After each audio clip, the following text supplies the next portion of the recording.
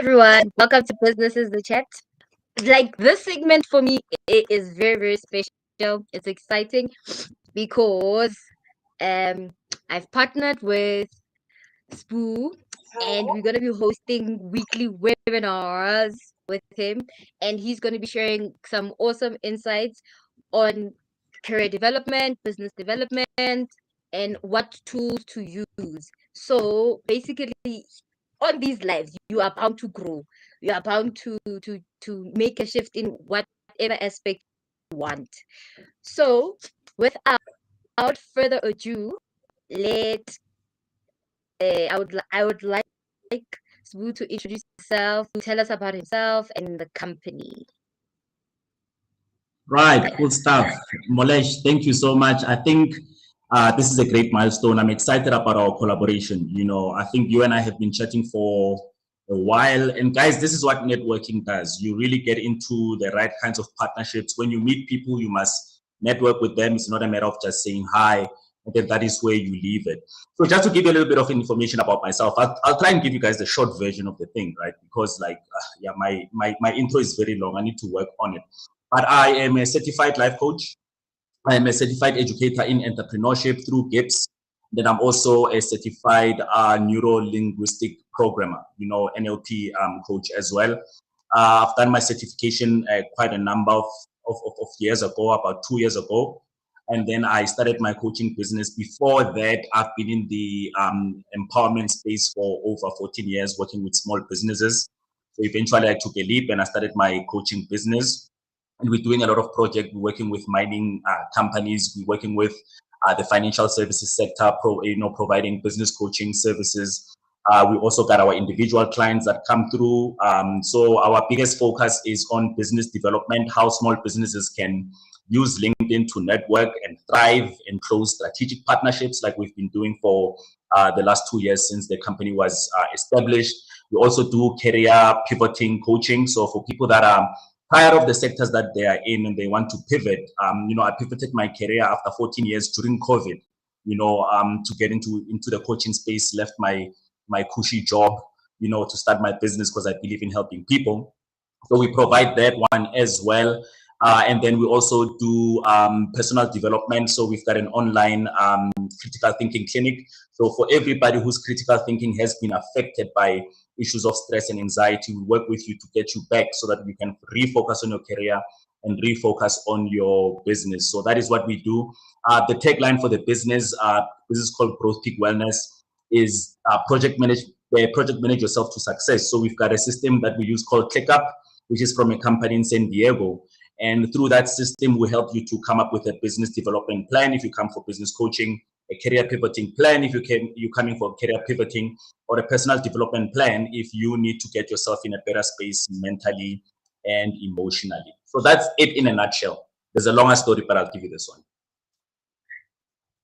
Thank you so much. Thank you so much. So, I want to find out, I like this question a lot because you get to learn about the business, and it also gives people an idea of what will they get themselves into when they maybe want to pursue what you are doing.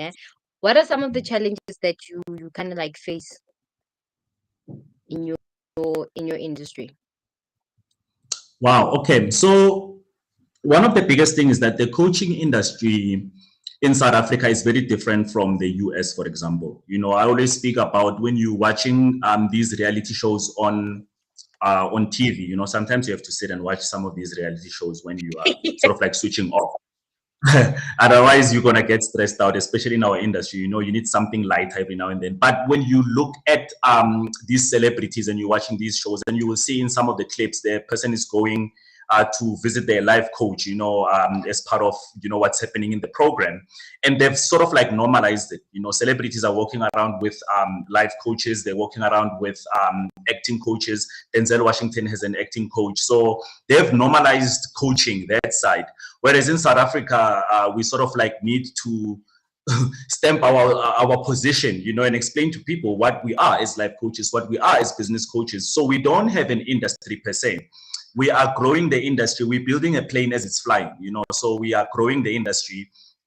We are advocating for an industry. So you still get a few of us life coaches sometimes not even working together. I've challenged associations that have to do with coaching, to do a lot more work when it comes to advocating for us as an industry, so sort of like right now we're sort of like in between. But I'm glad that, through business and networking, a lot of people are starting to open up their doors and they're like, okay, we need a coach for this program. Or individuals also come through and they're like, listen here, I'm willing to invest in a coach, and pay the money. But I think as an industry, we still got a long way to go. Other countries have been studying them. It's actually quite well established, US, UK, etc. So yeah, I'm hoping we will get there. Those are our challenges though, Molesh. And then what advice would you give to people who want to come through, to be part of what you do? I mean, listen, we would like to have more coaches, right? Because the more coaches we have, the better for the country. I mean, read some of our testimonials, read some of the differences that we've made in some of our clients, and you'll start to understand that it is a very important service. Building the plane as it's flying. Yes, we are building a plane as it's flying. So I mean, we would like more people to come into the industry. I do also, Molesh, one thing about me is that I'm very realistic as a coach. That's why I never pitch to coaching sessions wearing a suit, trying to sell a facade. People will know me. When you come to Coach School, he's wearing his back-fitted cap and he's wearing a sweater, because I don't want to paint this picture of wearing suits and selling people pie in the sky. So to young people, I would say I would hold off a little bit before I get into the sector. I call us the OGs of the sector. While the OGs are still busy trying to fix the sector, we want, by the time you guys come in, at least we've already prepared for you. We want corporate to normalize having coaches for all of their staff members. We want government to normalize putting out opportunities, tenders, whatever the case is, for coaching services within their departments. We want associations to normalize having coaches on boards and etc. So while we're still busy fixing that, I'd say to the young people, start studying the industry, but we are fighting. That's what we're doing. We're fighting. We want people to get out of matric and immediately go into becoming a certified life coach. You get what I'm saying? We want people to be able to do that. The amount of money and the possible budget that can go into coaching that's currently being put into training, it's actually quite a lot. If we make that breakthrough, I think the coaching industry will grow nicer in the continent. And then this is also one of the questions I like to ask like entrepreneurs. Like, what was your inspiration to start this whole thing? Yeah, that's a story. Okay, so let me tell this story. I'll try to tell it very quickly, guys, so that you don't get bored and fall asleep. So when I graduated in 2006, right? I am that old. 2006, when I graduated, I got into the empowerment sector. By empowerment sector, guys, what I mean is the BEE legislation, the broad-based Black Economic Empowerment legislation, was still fresh at that moment in time. And one of the segments of the broad-based economic empowerment codes or legislation or policy is that large corporations need to start building small businesses in order to plug them into the supply chain. What do I mean by this? If Molesh owns a security company and currently a big telecommunications company uses a large corporate to provide all of the security services, we need to get to a point where we're bringing Molesh's company in. But in order to bring Molesh's company in, what we need to do is we need to give them a little bit of some mentorship and coaching, because maybe you are used to small contracts. How do I prepare you to deal with executives, to deal with large supply chains? What kind of systems do you need to put in your business to be able to handle the amount of work that you're going to get, because it's probably going to be a big contract. So that's something that I've been doing from 2006. I was not responsible for the coaching and the mentorship itself and helping small businesses to implement resources. At the beginning of in the industry, I was evaluating companies on whether they are doing it right or wrong, then reprimanding them and say, you need to fix it. I don't feel like you are adding value to this small business. And then I moved to the consulting space, where now I was working with these large corporations and say, this is a strategy you need to put in place for these 10 small businesses in order for them to get into the supply chain. Then I moved on into the industry, and around 2017, that's when I actually started getting down on the ground and working with the actual coaches and say, listen here, tell me what your strategy is when it comes to coaching these small businesses in order to prepare them. And I didn't agree with some of the strategies, so I had to help them to fix it and whatever the case is. So that made me fall in love with coaching because I realized a lot of coaches were not doing it correctly. Hence, I went and got my own certification. At that moment in time, I was an executive when I was doing all of that, but I was like, it doesn't help me to get a big salary and watch people not developing small businesses right. So eventually what I did was I said, I'm going to get myself certified. I want to bring something that is very unique to the market. And that is what I brought in. And what is unique about my approach is that I work on Molesh before I work on Molesh's business. So back in the day, what used to happen is that we saying, what is your company? My company is Molesh Pty Ltd. Okay, here's a marketing plan. Here's a marketing strategy, but nobody's checking on Molesh. How are you doing? There's no point in me giving you all of those strategies when you are at the verge of having a mental breakdown because you are discouraged in terms of your business. No matter how many tools I give you, HR processes, computers, a car, a buggy, whatever the case is, your business is going to fail within a couple of years because you as the jockey, we talk about the horse and the jockey, so the business is the horse. We always work on the horse, but we never work on the jockey who's actually operating the horse. So that's what I brought into the market to say, we work on the jockey before we move onto the horse. And that is why people love Growth Peak, and that's why we're growing so fast. It's because of their approach. So Sam, okay, there's a question. What field did you graduate in? So I did a BCom degree in economics, majoring in business management, and then in economics as well. So I feel like I was already setting myself up to be in this position without noticing, because understanding economics and understanding business management, that has put me in a very good position to understand how small businesses fit into the whole global context when it comes to economics. And that's another unique thing that we offer at Growth Peak. We don't just look at you as a business. We look at a business in the context of current affairs within the economy and how you can actually fit in. Hence, we work with different industries, So that was my qualification. But later on, like I said, I did my certification in life coaching. It took 18 months. I did my certification in becoming an educator in entrepreneurship with GIPS. That took 4 months. And then I did my neuro-linguistic programming, NLP, which is basically the study of how the human mind works. And then I did that for 2 months. So I got those certifications later in life. But yeah, my original qualification, BCom degree in economics, majors, business management, and economics. Thank you so much. So we're gonna dive into our topic, so we don't bore people, because I can go on asking questions about what you do forever. So yeah, so today we're gonna be discussing how to use LinkedIn for small businesses. So LinkedIn, I'm not active.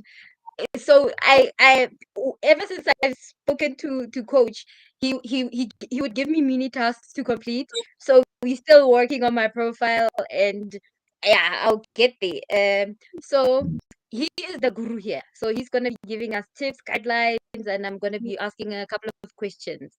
So he's gonna be defining what LinkedIn is and what it can do for you.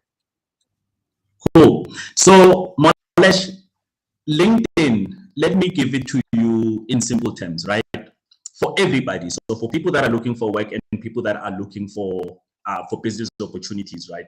So imagine you take an Uber and then it drops you off at Sandton, right? So the richest square mile in Africa. They drop you off there. All of the large corporations are there. And after they drop you off, they say to you, go look for business. And you're looking at all of these buildings, right? In other buildings, you won't even make it through the door because you don't know who you are there to speak to.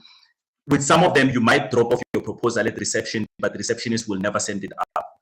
So imagine how many walks you have to take just walking around, or maybe it's a CV. Imagine how many walks you have to take around there, right? So what LinkedIn does is that it takes sentence, it turns it into a digital planet, and it makes it easy for you to connect with people. So this is what we do on LinkedIn. All of the top executives are on LinkedIn. So CEO of a big company that you want to engage with, marketing manager of a company you want to engage with, HR manager of a large company that you want to engage with. LinkedIn has made that world very small because you can get on LinkedIn and then I can search for an executive at company X because I want to put together a proposal for coaching services, maybe for their team or their staff or whatever the case is, right? And I'll give you a practical example with the project that we're going to be doing with one of the insurance companies in South Africa. I met them on LinkedIn. I connected with the executive on LinkedIn. We had conversations on LinkedIn. We took the conversations outside, and now we're sitting with a nice, juicy contract. That is, it started last year, and then now we're busy renewing it. So that's what LinkedIn does. You connect with people there. You have conversations with people there. You meet decision makers without having to leave your desk or sometimes even having to leave your bed if you're working LinkedIn from your cell phone. So that is what LinkedIn is. LinkedIn is a social networking platform.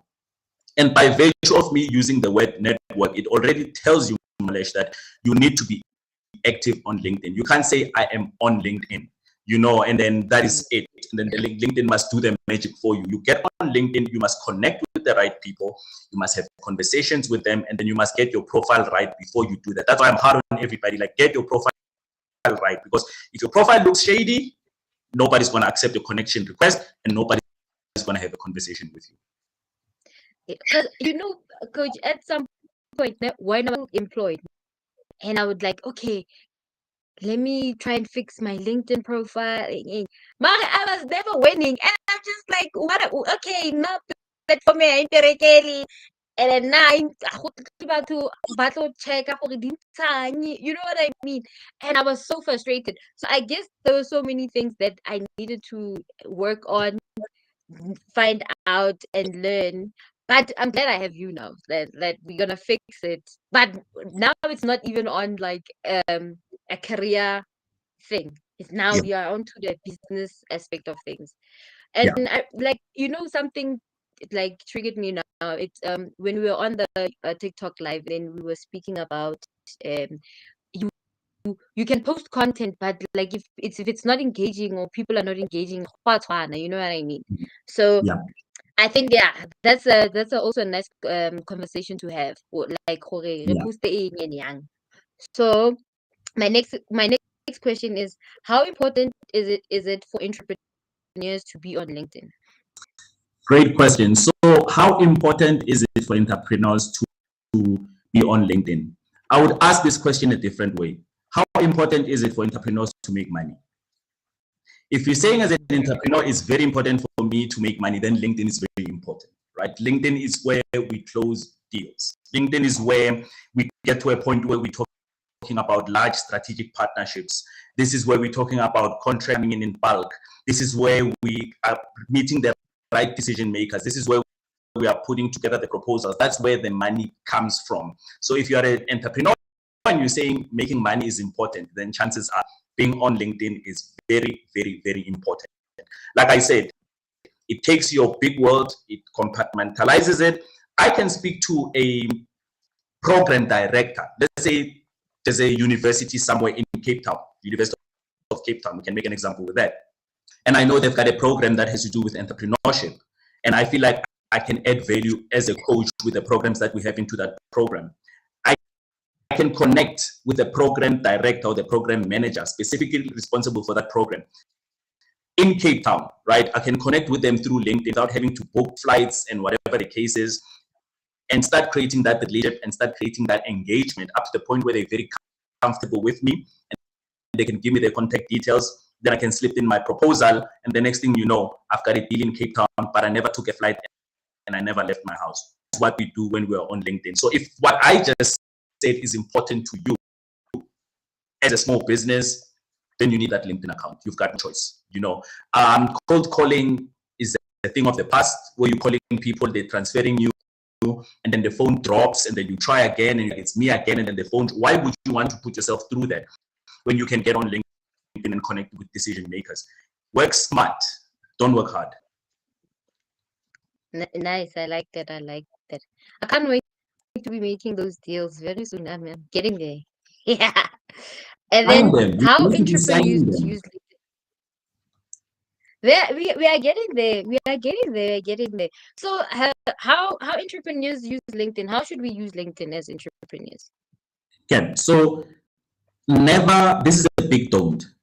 Never use LinkedIn as a selling platform. All right. LinkedIn is about engaging. LinkedIn is about conversation. So you cannot use it as a selling platform. If you get on LinkedIn and you're inboxing people, hey, this is me, this is what I'm selling. Hey, this is me, this is what I'm selling. Or when people are putting a post, you respond by selling again. LinkedIn is not going to work for you.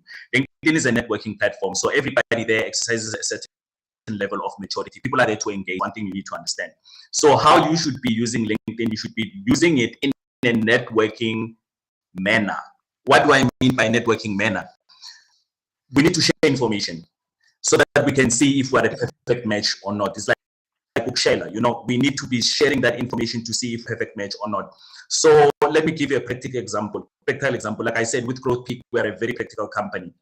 We do a lot of work around small business development, right? We do a lot of work around career development. So when you get on LinkedIn, we share a whole lot of articles around policies for small businesses. We share information about, career development and all that kind of stuff. We share stuff about, toxic work environments and whatever the case is. So that's the information that we actually put out there.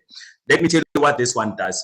If I am an advocate for small businesses and I'm fighting for small businesses and I'm challenging policies, that are disadvantaging small businesses, somebody who runs a program that does small business development and is sitting with a major budget and is looking for people to come through into that program, they're going to see me because my thought leadership is what we call thought leadership, right? Thought leadership is where you're putting out a content and you become a subject matter expert.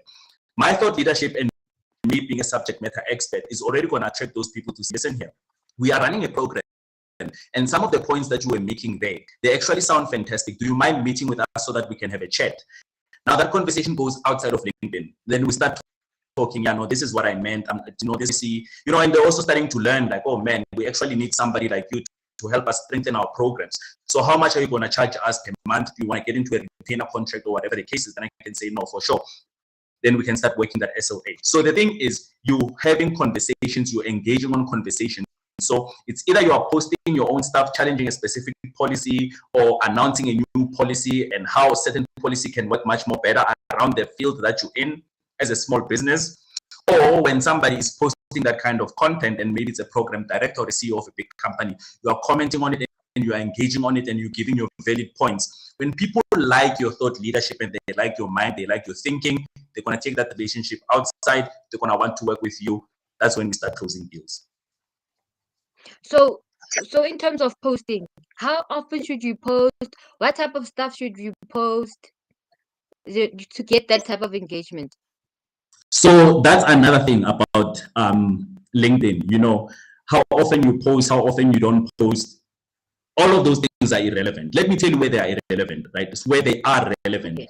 So LinkedIn has something called analytics. Analytics means the more you put out content, is the more people are viewing your content. So you can view your analytics, basically. So you can view analytics and you can see how many people. So analytics, there's 3 of them. How many times you've appeared in search results, your post impressions, how many people have seen your post, and then also how many times people have viewed your profile, right? So those are the 3 stats that LinkedIn sort of like looks at. You can get 6,000 impressions because you've been posting the whole week, and a couple of LinkedIn searches and whatever the case is, right? Or I can post once every 2 weeks and get only 300 events and appear on 2 search results, and then only 6 people have viewed my profile. All of those things for me, they are irrelevant if you are not taking those stats and finding out who's been viewing your profile and start doing your background research of why they could have potentially looked at your profile and then make a move from there. Why is this person viewing my profile? So let's engage with them more. Then you can inbox them and say, hey, listen here, I noticed that you've viewed my profile after you've looked at this content that I posted. I was wondering if you're looking for more information because I've got this YouTube video that I would like to share with you. So you continue your engagement. So 3,000 impressions, 6,000 impressions, or me, I'm posting every day. Like I said, it's not TikTok. You're not going to get a blue tick and get into a creator fund and they start paying you for that. What do you do with those analytics at the end of the day? How do you segment them? How do you turn them into strategy so that you can start closing deals? So that is very important. I see Senzo saying here, I'm interested more about the mining industry opportunities. What are you interested in? Then maybe Sbu maybe give you some guidelines. So what strategies entrepreneurs apply when using LinkedIn? Good. Here's the thing. Your first strategy is that you want to connect with somebody who is either going to end up being a retainer contract, a strategic partnership, or a sponsored contract, right? So those are the three main things that will make your business be stable. So when you go there, first strategy number one, yes. Coach, can you repeat that, because you were kind of break there in the middle? Can you repeat Oh, again? sorry. You were breaking. Yes. Yeah. Yes. Okay. So your strategy is that there are three contracts that can make your business sustainable, right? So it's your retainer contract, it's your strategic partnership, and it's your sponsored contract. So when you go on LinkedIn, those are the three contracts that you're looking for, right? So that's the first point of your strategy. Strategy number two, you need to understand who in a large organization can give you those contracts, right? Is it procurement? Are they coming from the BE department? Are they coming from a CSI department, or whatever the case is? So this strategy is what you are throwing before you even get onto your LinkedIn, right? And then you need to also now start doing a study. Go on Google and check which company is most likely to give budget for any of these three contracts right now. So you need to go check their current affairs, their latest news. Maybe there's an announcement about a new budget and whatever the case is. Once you have all of that, you put it together. That drives your pages so that when you get on LinkedIn, you know what kind of content you want to post, because you already know who you want to intrigue and in what area you want to intrigue them, right? And then also it determines what kind of connections you should be making on LinkedIn. LinkedIn, you don't just go there and accept each and every connection. You must be strategic about the connections, but also it will help you to start customizing different messages in terms of how will you start communicating with these people without getting in their inboxes and selling to them, and how long you think you should be having that conversation in order to turn it into a strategic partnership, sponsored contract, or a retainer contract. So your strategy starts before you even get onto LinkedIn. If you don't have a strategy before you get into LinkedIn, you're going to be all over the place. You're going to be clicking on things, you're going to be posting things, you don't know what you're looking for. By the time somebody, you listen here, this is what I was thinking, you don't know how to respond to them because you haven't thought about it. And LinkedIn is one of those things like having one bullet in the chamber, right? If you shoot that one bullet and then you miss, you may never get another opportunity to speak to that executive. So you better be 100% ready before you go there. So your strategy starts before that. What am I looking for? Who can give me that? And what are my timelines? And who should I be connecting with? Once you have that on a piece of paper or on your ClickUp, because I don't want people to use pieces of paper, rather go download ClickUp and then use it for that. Once you have that, you can get on LinkedIn, you can breathe, you can start working the system. Awesome. I love it. Yeah, I'm literally going to be listening to this live again. All the points. Then, so the next question is, how can entrepreneurs build their profile on LinkedIn? Right. So that is very critical. That is extremely critical, Molesh. And I just need to put on my charger here so that it doesn't die while I'm speaking, because this is very important, right? Your LinkedIn profile has basic things, it has advanced things. The first thing you need to do, you need to look at your basic things. Okay. Molesh, you'll never believe this. People still get their profile pictures wrong. Profile picture. People still get it wrong, right? Because they are so focused on the bigger details that they're like, profile picture, will just throw this one. This one is fine as it is. We will change it at a later stage. Those things, they matter. It's a professional platform, right? So think of it as your LinkedIn account is like it's like what you are wearing when you go out for a meeting. Okay. If it looks techy, it looks tardy, people are going to make assumptions about you, like, maybe this is a person who doesn't pay attention to detail and whatever the case is, right? So they don't want to engage with you. So get the basics right. Number one, your profile picture. Make sure you have a professional profile picture on your LinkedIn. The second thing that people miss is your cover image. So your cover image, that's the one that comes behind your profile picture. It gives people an idea of why they should connect with you, right? Because you must remember, when you see somebody's LinkedIn profile, when you send me a connection request, I don't see a whole lot of information. I just see a little bit. And when I check your profile, I will check on the top part of your profile. So if you are in the engineering space, for example, you put your profile picture that looks professional. Your cover image should give me something around engineering so that at least I can start now making assumptions of why we connected. And then the last thing of the basic things that appear on top is your headline, or what we call a description. It's a very short one that comes just underneath your name. So that one should give me fire. So let me give you an example with my LinkedIn profile. My LinkedIn profile says, I've got my picture, it looks very professional. And then my headline says, I help businesses, teams, and individuals to put together effective career, team, and business development plans using ClickUp, right? So people now, I know that, okay, fine, when I come to school, he's going to teach me to be effective in my business and career and whatever the case is using ClickUp. When you check my headline image, is the headline image of ClickUp. So if you look at those three things, they connect. So you get an idea of who I am. So sometimes with people, it's like their profile picture is loose, their cover image is loose, their description is loose, those things don't come together. So if I have to work hard to determine who you are, I'm going to end up dropping it. Okay. So based on that, you can likely reach your potential audience. Yes. So you can reach your potential audience, because you must remember, make it easy for me to understand why you're connecting with me. When you're sending me a connection request, already help me to understand why we are connecting. So for example, if there's a program director who deals with an entrepreneurship program, and then I send them my a connection request, and then they jump onto my profile and they can see that already I say I help small businesses. Already they can see there's ClickUp, which is a project management system, something that can be implemented by small businesses. And they're looking at those two things. Now, at least it gives me a chance of somebody accepting that connection request. But that's where the hard work starts now, because they're going to be like, okay, dude, why are we connecting? Then I need to start building that relationship, you know. But at least it gives me a fighting chance to move through. If your profile is all over the place, you won't even get to the stage of where somebody's accepting your connection request, which means your chances of pitching are now 100% gone. Okay, I see. And then what tips or what guidelines would you give entrepreneurs when they are officially like starting out on LinkedIn, because you don't know anything, you know?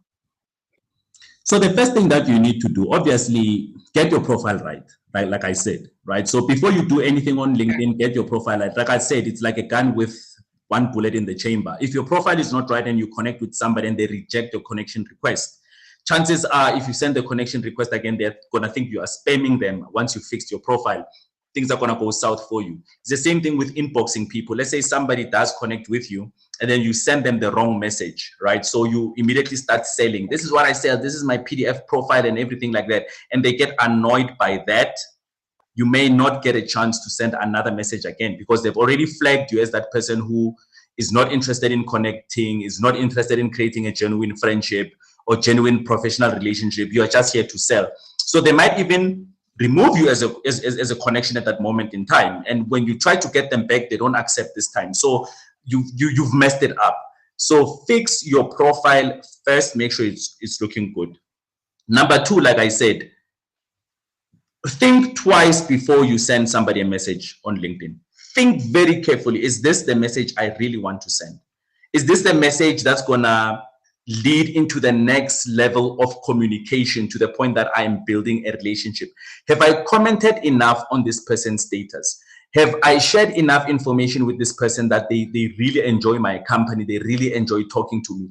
Have I gotten to that point yet? Because if I haven't gotten to that point yet, maybe right now it's not the right time for me to actually send them a message. So those are the two biggest guidelines I would give somebody. Think very carefully, because if you miss those things once, if you miss that shot once, you may not have it back. I've done that mistake. We call them rookie mistakes. You know, I've pulled that rookie mistake where I'm like, man, I should have waited before I sent this person a message, because now the budget is out and I'm trying to engage them. But when I check, they've already removed me as a connection. I will never get that opportunity ever again. But had I waited 2 or 3 more weeks and really thought about what do I want to say to this person before I put it in, it's because you must remember a LinkedIn inbox is like an email. That is what it is. It's not like any other DMs on Instagram or Facebook. It's literally like an email, you know. So think very carefully before you send it, before you craft it. Is it too long? Is it the right length? Am I saying the right stuff? Will this person relate to this based on their latest post and their latest position and whatever the case is? So two very important guidelines. So we kind of like you need the do's and don'ts of how to engage on LinkedIn, basically. You We need the do's and don'ts. So the first don't we know, never sell ever. That is a don't. Never sell. The do is, and the second don't is, if you do get to a point where the person is comfortable with you and then they're happy for you, you know, to maybe pitch. Maybe they're like, I'm intrigued. What do you do? Right? Don't write 16 paragraphs. Don't make it very long. Keep it as short as possible and use that as an opportunity to say, yo, I can give you a little bit of a snapshot in terms of what it is that I do. But if you don't mind, can we just do a Zoom session? So now that gives you an opportunity to take the relationship outside of LinkedIn. Because guys, you must remember that is the aim. The aim is to connect with somebody, build trust so that you can take that relationship outside of LinkedIn. That takes a very long time. Sometimes it's a 6 months process, you know, so you need to be patient through it. So the don't is don't write long messages. The do, the biggest do is share information. Share. So Molesh, you and I are connected on LinkedIn. And then I know I want to appear, I want to make a regular appearance on your podcast, right? On your YouTube channel. My first message to you can be, I want you to have me. I've got information to share. It can't be like that, right? So what I would like to share with you is that, hi Molesh, I really enjoyed, something that you mentioned on your show when you had Life Coach School on, and I felt like it was very informative. It reminded me of something. Please have a look at this article. I think it's actually fantastic. You know what's going to happen? You're going to feel like I'm contributing more and more to your platform every time I'm speaking to you. You on your own are going to make that decision to say, no, dude, listen here. I'm picking up a lot of knowledge in terms of the resources that you're giving me. Why don't you just come and appear for a show or two? You get what I'm saying? So share information is the biggest do. Create a relationship. Get to a point where you guys enjoy each other. You enjoy the information that you're sharing. And that on its own will blossom into a strategic partnership where now you are being paid, now you're making money, or now you're getting exposure, or whatever the case is. So that is very, very critical. So the do's and don'ts is not a lot. For me, the don'ts are the big two ones. Finish your profile before you engage. Number two, don't write long paragraphs. And the number one do is create a genuine bond. Just be a nice person. Create a genuine bond with people, and then things will grow from there. Awesome. Something popped into my mind right now. I think that's something that I'd like us to do when we host the weekly webinars is I'd like you to kind of like maybe pose a challenge, a practical challenge to the viewers. So I don't know if you can think of one at the top of your head now, or we can like start it off like on our next week's show. I'll give people a challenge, Mulesh. Ne? People must go to my LinkedIn profile. Ne? Sibusiso Nkosi, in brackets, it said certified life coach. So search the whole thing with a bracket. Sibusiso Nkosi, bracket certified life coach. Send me a connection request. Ne? Then I'm going to accept your connection request. And then the first message that you're going to send through to me, if I feel like it's warm enough for me to establish a relationship, if you send something like that, I will give you 2 free coaching sessions. So that's the challenge I'm giving to you. I want to see if you guys understand what I'm saying. I want you to be practical. So send me a message, right? And let's say maybe you are hoping to do some kind of business with me, or you're hoping to get information from me. So let's talk about Senzo Ngosi, for example. Senzo says, I'm interested more about the mining industry opportunities. So Senzo, I want you to redo this process. Connect with me on LinkedIn and build a relationship with me up to the point where I can be open enough to share with you information about the mining industry. If you can send me that first message, and it's not about give me information about mining opportunities, but you are building a relationship with me to the point that I'm happy to volunteer that information. Whoever sends me a good message firsthand, and I'm like, okay, this has warmed my heart, I want to be this person's friend, I will give you 2 coaching sessions. Guaranteed. I love it. Y'all heard it. So guys, take the challenge. It's gonna benefit you. Trust. Yeah. I'm also growing here. So, yeah, one question I also wanted to ask is, can you share some of the? I want you to like kind of like some of your achievements. This question was supposed to be way up there when we were talking about you. So, uh, some of your best your achievements name and some of your achievements you've had go LinkedIn. Cool. So, like I said, there's an insurance company that we're currently working with. We are going to be providing coaching for their brokers. So they've got a group of insurance brokers, guys that are selling insurance, and they are all small businesses. So we've landed a very nice contract with them where we're going to be doing coaching for their small businesses. All of this came through LinkedIn, 100% LinkedIn. So I started sharing information about small businesses, for a long period of time, speaking about the importance, the policy, and whatever the case is. And then one of the executives there got interested in my post, and then they actually sent me a message, and they said, "Listen here, we would like to get together with you so that we can have a conversation." And then I said, "Okay, fine, there's no problem." Gave them my details. And then we got on a Zoom call, and they said, "Because of what you've been posting on LinkedIn, we think you would be a perfect fit for our program, because we're looking for coaches like you, people that are genuine, people that understand economics, people that understand all of that." And I said, 100% I'm game. It was a 8-month conversation before we started signing. And then now we eventually signed the contract, and it's looking good. Strictly LinkedIn. Never left the house, never left the office, never had to go to their reception, never. Strictly LinkedIn. And most of the time while wearing pajamas in my bed, because my LinkedIn is in my phone. So that is one of the successes. The second one is with the one that I'm currently doing with the 2 hubs, that I'm running, where I'm consulting, because I met a couple of people, right?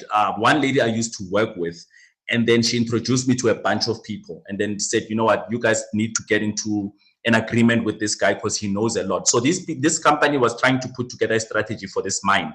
And they're trying to come up with hubs and how these hubs are going to work. And obviously I've got knowledge coming from the empowerment space. So I did 2-3 consultations with them. And then they came to me and they said, "Listen here, we would like to have you more on a full retainer basis, which is nice and chunky, for you to be responsible for running these 2 hubs." Now, when they told this to the mine, one of the ladies from the mine who's actually responsible for that portfolio said, "Definitely get him. I want him. I've been following him on LinkedIn for 3 years. So Wow. you don't even need to tell me who this guy is and what he does. I know this guy. I've been following him. So bring him on ASAP." And that's how I closed the retainer. So those are some of my successes on LinkedIn. There's more where, like I said, 95% of our clients are women. And because I used to write a lot about issues of diversity and whatnot, so the people that are paying out of pocket, because not all of our contracts are corporate contracts. We've got a Mulesh who's paying out of pocket, So a lot of those people, they found me on LinkedIn and they saw a lot of my content there, and they started inboxing me on LinkedIn. "I'm looking for a coach. I think you would be the best." And then I signed them up. 100% of my marketing has been LinkedIn. I tried other social media platforms as well, but because they don't give me that opportunity to be proactive and be a thought leader. And another thing about LinkedIn is that you're speaking to people who are ready to do business, right? So you're speaking to people that are saying, "Esh, okay, I'll come back to you once I have budget," and everything like that. You are speaking to people that already have budget, people that have already, put themselves in a position that this is what we are looking for. They were just looking for the right guy. So that's why 100% of my deals have been LinkedIn. We've got a lot of clients. I mean, we saw over 100 women last year that were paying out of pocket. All of them, we found them through LinkedIn, So those are my successes. I believe in the platform. If you use it correctly, you're going to close deals. Simple as that. Thank you so much. This was an awesome session. I'm looking forward to many more of these. And thank you so much for coming through and sharing so much of your knowledge on businesses the chat. We needed this kind of vibe, honestly. Guys, Zbu is one of the coolest people I've met ever, and I'm so happy about the collaboration. Like he was the one that actually kickstarted me in saying, "Let me do this consultancy thing." Because when I met him, I'm just like, I've given up. It's not working. And he's like, "We gotta make it work." So we are busy growing. Guys, you will hear from me more about how my progress is through his coaching. So thank you guys for viewing, and I hope you'll be able to share this live, and you'll come back and get some more tips here. So thank you guys for tuning in. Thank you Boo, for showing up. So I'll see you again Thank you. next week, Wednesday, 11. 100%.